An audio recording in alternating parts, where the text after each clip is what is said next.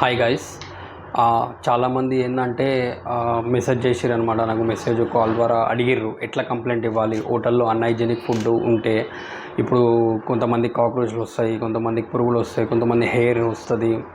So కొంతమందికి stale food పెడతారు, పాడైపోయిన ఫుడ్ పెడతారు. సో ఇలా చాలా మటుకు మనం చూస్తున్నాం అనమాట.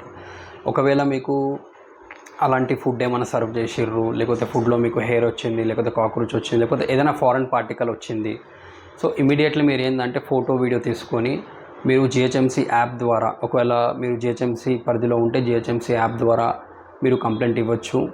లేదా యాప్ కాదు అంటే మీరు 0402711 అనమాట. సో వాళ్ళకు కూడా కాల్ చేసి, ఆ కాల్ సెంటర్ వాళ్ళకి కాల్ చేసి కూడా మీరు కంప్లైంట్ అనేది లాడ్జ్ చేయొచ్చు.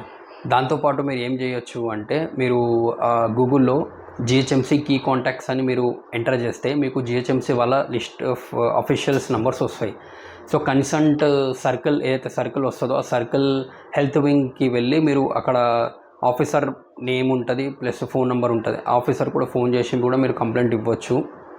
దాంతోపాటు మీరు ట్విట్టర్ ద్వారా కూడా మన food safety authorities, food safety officers వాళ్ళు కూడా మనం కంప్లైంట్ ఇవ్వచ్చు. సో కంప్లైంట్ ఇస్తే వాళ్ళు తప్పకుండా యాక్షన్ తీసుకుంటారు.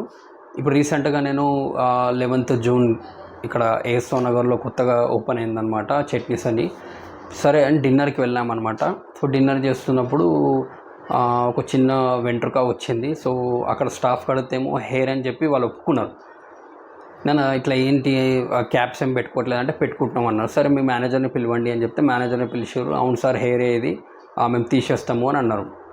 తీసేస్తాము అంటే ఇప్పుడు మనం ఫ్యామిలీతో వెళ్తాము హోటల్స్కి, అలాంటి టైంలో మనకి ఇలాంటి చేదు అనుభవం ఎదురైతే అసలు తినే మూడు కూడా ఉండదు. సో ఇమీడియట్లీ నేను ఫొటోస్ అవి తీసుకొని నైట్ ఇంటికి రాగానే నేను జిహెచ్ఎంసీ యాప్ ద్వారా కంప్లైంట్ ఇచ్చాను. యాజ్ వెల్ యాజ్ ఏఎంఓహెచ్ గారికి కూడా, కాప్రా ఏఎంఓహెచ్ గారు కూడా కంప్లైంట్ ఇవ్వడం జరిగింది. సార్ నెక్స్ట్ డే విజిట్ చేసి అక్కడ ఇన్స్పెక్షన్ చేసి 5,000 ఫైన్ వేయడం కూడా జరిగిందనమాట.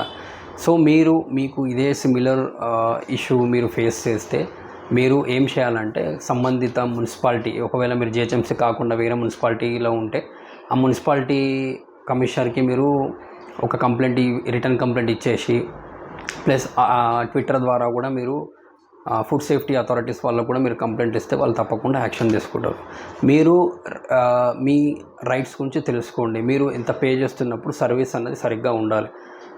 అలా చేయకపోవడం అంటే సర్వీస్ మీకు అందలేదు, డెఫిషియన్సీ ఇన్ సర్వీస్ అనిపించింది మీకు అంటే తప్పకుండా మీరు వాటిపైన మీరు వాయిస్ అనేది రేస్ చేయాలి. రేస్ చేసి కంప్లైంట్ చేయాలి. కంప్లైంట్ ఇస్తే కంపల్సరీ అంతో ఎంతో మారుతుంది.